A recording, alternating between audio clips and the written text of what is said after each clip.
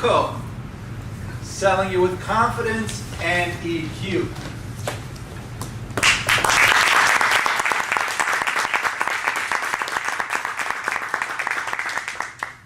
Thank you, Mr. Toastmaster, fellow Toastmasters, and honored guests.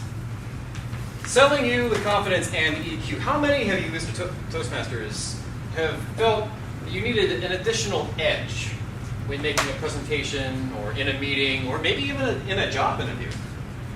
Right? Okay, maybe a few of you, right? Have you ever felt that you could use this extra confidence boost, this extra edge? EQ. How many know what EQ is? Good, good. So EQ is emotional intelligence. Emotional intelligence is the ability to monitor your own and other people's emotions and discriminate between these emotions and use this emotional information to label and guide your thinking and behavior, right? So one of the leading names in emotional intelligence is Dr. Daniel Goleman. Dr. Goleman has published dozens of books in leadership, social psychology, and many, many others. He suggests that EQ is as important, if not more important, than IQ, which is why you'll find many of the most successful CEOs in America have high levels of EQ. And with these high levels of EQ, they can inspire their staff. They can motivate, they can empathize, right? Driving results. This social intelligence allows people to control their own emotions and respond to difficult questions and tough questions, rather than react to these. As a coach who's certified in inspiring leadership through emotional intelligence, I can tell you a little bit about a process that we call coaching with compassion. And in this process, we attempt to take a client to what's called the PEA. PEA is a state of mind, it's a mindset. It's called the positive emotional attractor, right?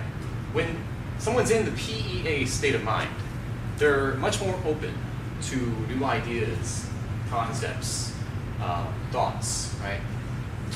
To get there, we ask carefully selected questions. We go through a process of asking these questions, guiding them through this process that affects the parasympathetic nervous system, right?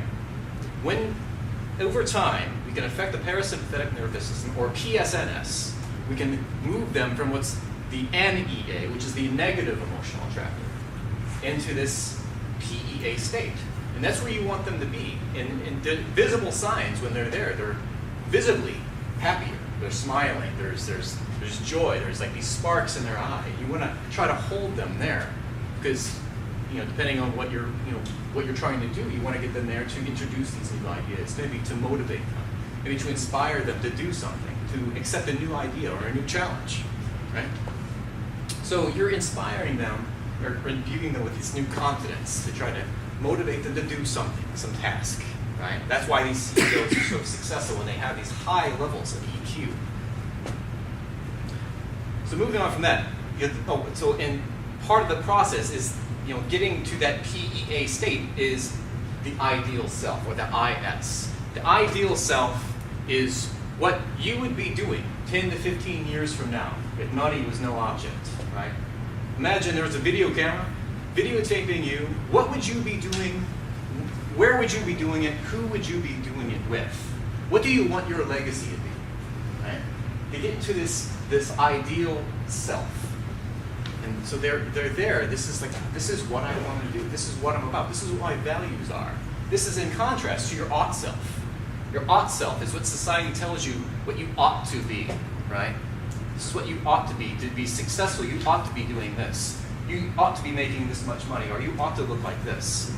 But don't be misled on what Hollywood or entertainment or the media says you ought to be in order to be successful, right?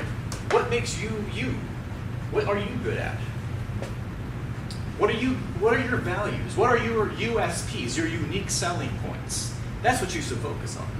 Because Hollywood is showing you these stories of these billionaires and these Hollywood wives losing all this weight after giving kids. It's entertainment. It's not reality. It's just that. It's just entertainment. That's your ought self versus your ideal self. So your ideal self is what we're trying to focus on. Your ideal self, in order to sell you got to know what you're all about. What are your unique selling points, your USPs, right? Displaying confidence. Now, there's something called the principle of retrospective rationality. Act, feel, be. It's a cycle. It's kind of like fake it until you make it. Your brain wants to behave in a fashion that it believes that you are, basically.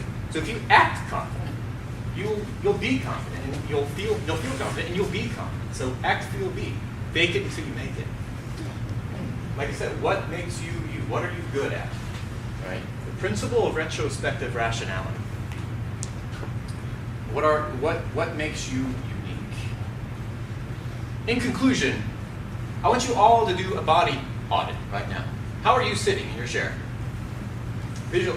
What are you slouching? Are you leaning on the table? Are you taking up space? Are you owning the space? How are you sitting right now?